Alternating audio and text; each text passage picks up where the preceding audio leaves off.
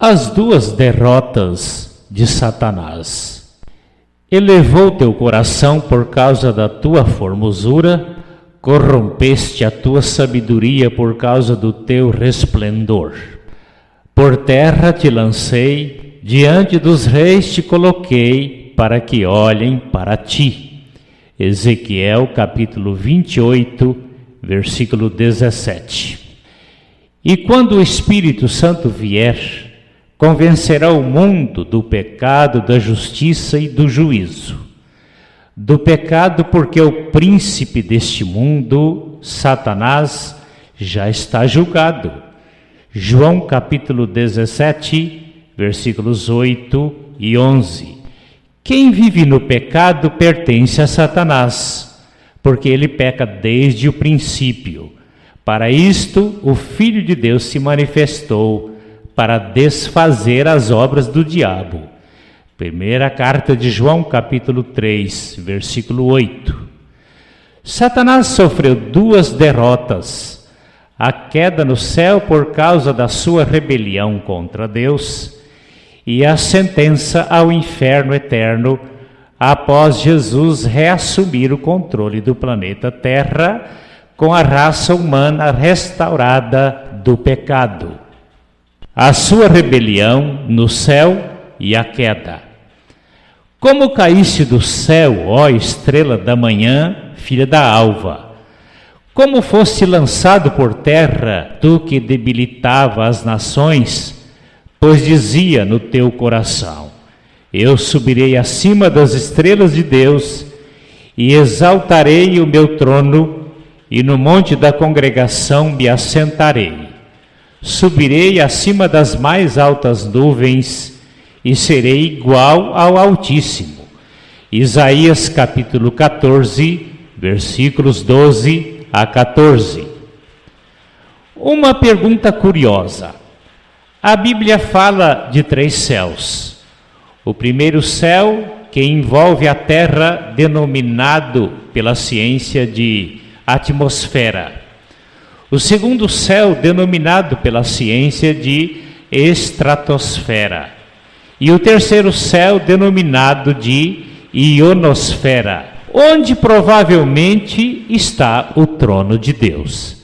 A pergunta é a seguinte: em qual dos céus foi a habitação de Satanás antes da queda? Apocalipse 12, versículos 7 a 9, indicando o futuro além do nosso tempo, isto é, no século 21, faz menção de uma batalha no céu, de uma guerra entre o arcanjo Miguel com os anjos de Deus contra Satanás e seus demônios, quando o grande dragão, a antiga serpente chamada Diabo e Satanás, o qual engana todo o mundo, ele e seus anjos foram ou serão precipitados na terra.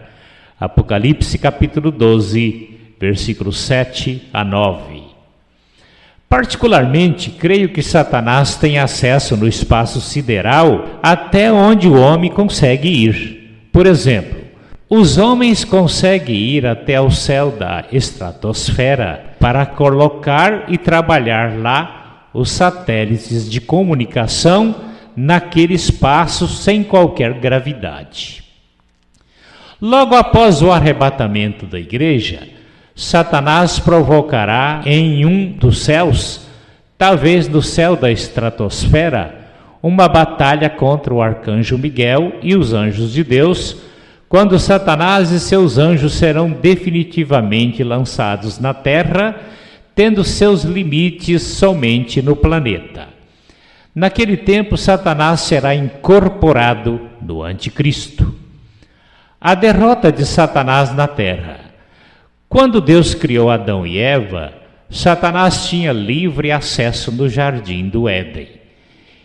Ele, ouvindo as recomendações de Deus ao casal em relação ao fruto proibido, foi quando ele projetou no ser humano a razão que ele levou à queda, que era e é que a fome de poder ser igual a Deus, como fazem muitos hoje aqui no planeta Terra.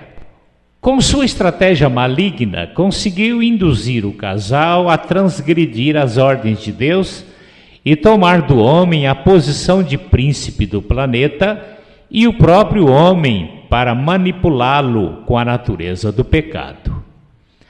Aí passou a ter o conceito de que o mundo, com todos os seus habitantes, tornou-se propriedade dele, que Deus havia perdido qualquer direito neste planeta. É por isso que tudo que representa Deus aqui, Satanás tenta tirar de circulação.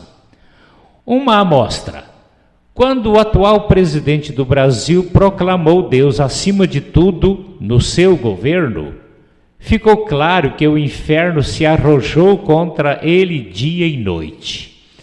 As demais supostas causas das perseguições são desculpas esfarrapadas. Se Satanás já havia sofrido a queda pela rebelião no céu, porque foi preciso Jesus vir ao mundo e morrer pelos pecadores. Quando Satanás enganou o homem, fez da humanidade a sua propriedade e escrava do pecado. Por isso, o alvo de Cristo na cruz não foi a restauração política e nem a terra da habitação humana, e sim libertar o homem do pecado, transformando-o e levando de volta para Deus. Foi o que ele disse a Pilatos: o meu reino não é deste mundo. João capítulo 18, versículo 36. Jesus disse: vós não são do mundo, como eu também não sou. João capítulo 17, versículo 16. Em síntese, as funções de Jesus sobre Satanás: libertar das suas garras todos os seres humanos que recebem a Jesus Cristo como Salvador e Senhor. Lucas capítulo 8, versículo 2. Condenar Satanás com todos os seus seguidores ao inferno eterno. Mateus 25, 41. Prender Satanás no abismo durante 1000 anos. Apocalipse 20, de 1 a 3. Após o milênio, lançar Satanás definitivamente no lago de fogo. Apocalipse capítulo 20, versículo 10. O grande sequestro e o valor do resgate. No Éden, Satanás sequestrou das mãos de Deus a humanidade. Deus enviou Jesus para pagar o preço do resgate na cruz do Calvário, dando oportunidade para o ser humano que quiser ser resgatado. Mas muitos preferem ficar com o diabo e fazer companhia a ele lá no inferno. Assisti certa ocasião um filme de uma família inteira de sequestradores.